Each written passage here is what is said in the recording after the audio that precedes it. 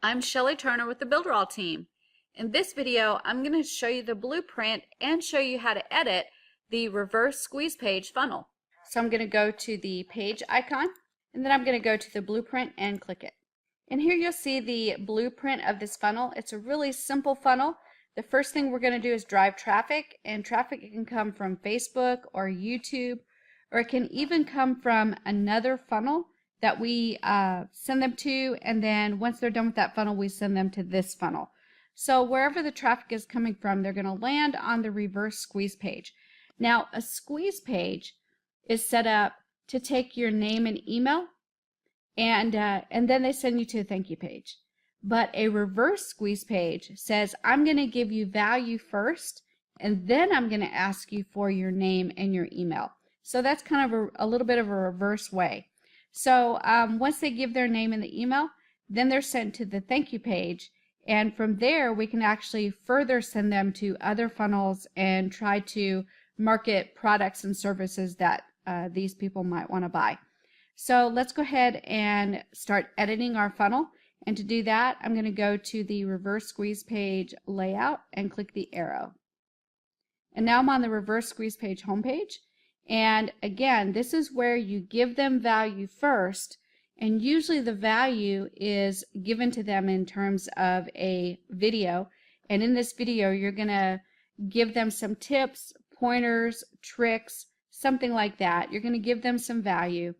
And once you've given them some value, you're going to go ahead and send them to the opt-in form where they can give you value, which is their name and their email address.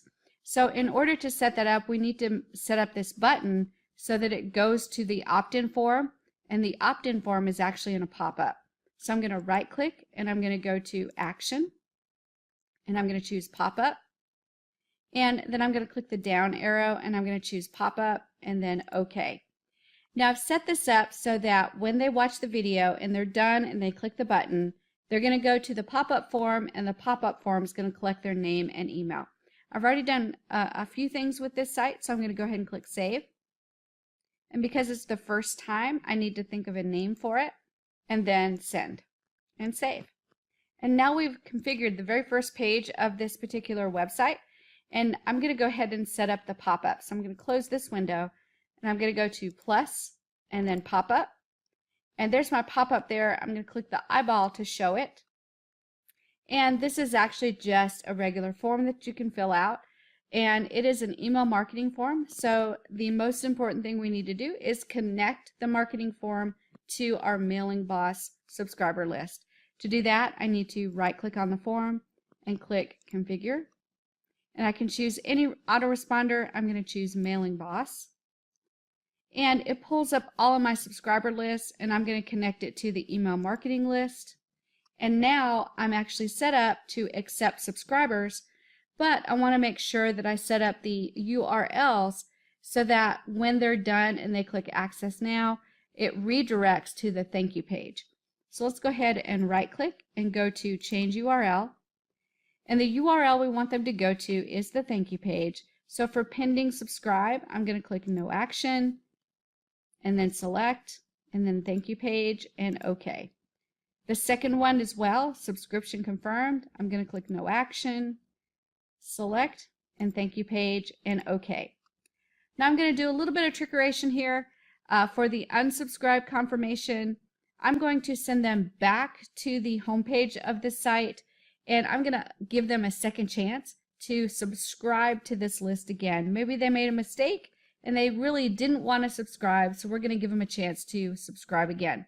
To do that, I just click no action and select and send them right back to the home page, and then click OK. Now I've set up all my URLs, so I can click confirm and confirm. And now this form is actually all set up and ready to go. I've done a lot, so I'm going to click save and save again. And now we'll go to the last page in our website. So I'm going to close this window. I'm going to go to the page icon, to the reverse squeeze page layout, and click the arrow. And now we're going to go to the thank you page. And on the thank you page, remember we got here because we landed on the reverse squeeze page. We clicked our button, went to the pop-up, and then from the pop-up we put our information in and we submitted, and now we're on the thank you page. So this is where we tell them thank you for giving us their information, plus you have the opportunity to sell them through video another product or service. So they see the video, and then down below there's a call to action button, and you want that call to action button to send them to your product or service in another funnel so you can sell them that product or service. So in order to set up that button, you just right click and go to action, and you can send them to a page inside the funnel or a website address outside the funnel. If you send them to a website address outside the funnel, you can actually send them to a brand new funnel with products or services that you're interested in selling to them. So if you want to send them to a website, just click that, put in the URL of the site, and then click OK. After all the changes are made, you click Save, and then Save again. And that's how you set up your reverse squeeze page funnel inside of BuilderAll.